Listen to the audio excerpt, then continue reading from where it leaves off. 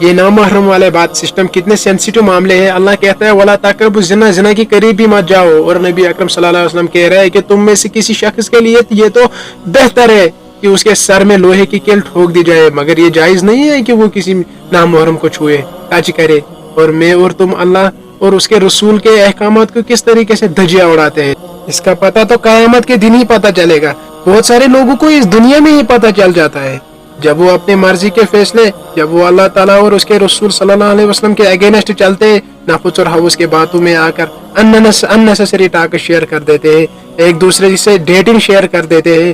گر جاتے ہیں ایک دوسرے کے پیار میں, محبتوں میں بس